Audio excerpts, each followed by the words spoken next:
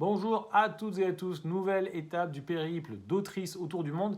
Cette semaine, on va faire escale en Nouvelle-Zélande avec Ngaio Marsh. Le livre s'appelle Le Gant Maudit.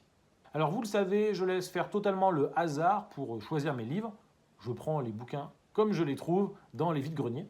Ngaio Marsh est une autrice néo-zélandaise, une énorme star puisqu'elle a été anoblie par la reine en 1966. Elle a été comédienne de théâtre, elle a longtemps voyagé dans tout le pays pour jouer du Shakespeare et elle a écrit plus de 30 polars.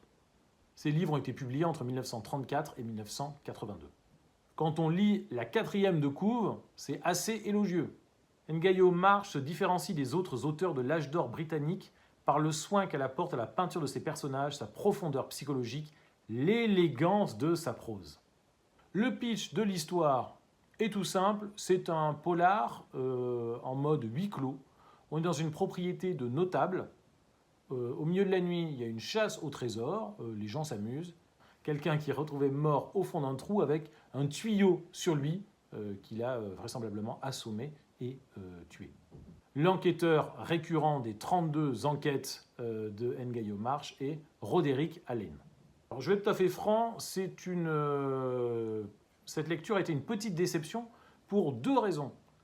Premièrement, moi j'ai entamé ce périple des autrices autour du monde pour découvrir la façon dont les femmes écrivent dans tous les pays du monde, découvrir leur culture, leur vision du monde, voilà.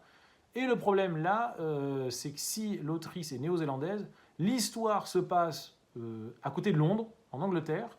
L'enquêteur appartient à Scotland Yard. Bon. Et c'est vraiment un polar à la Agatha Christie, c'est-à-dire qu'on ne sort quasiment pas de l'enceinte de la propriété.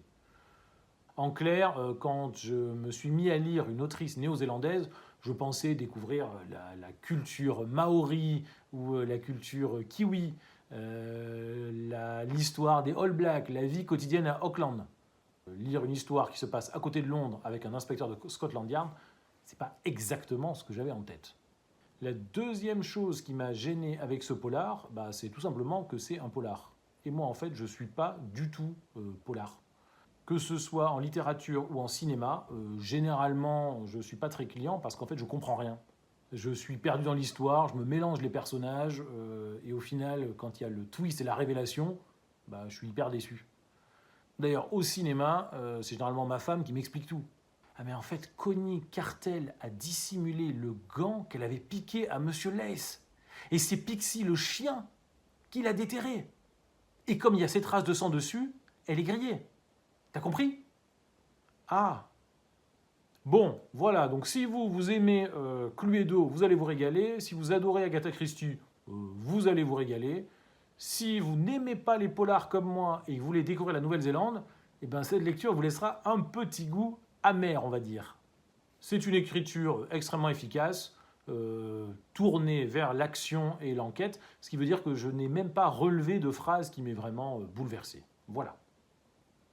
Petite escale d'autrices autour du monde en forme de légère déception, mais ça ne nous empêche pas de continuer le voyage. Ça arrive, des rendez-vous manqués, c'est pas grave, on se retrouve la semaine prochaine pour une nouvelle escale à la découverte d'une autre autrice d'un pays du monde.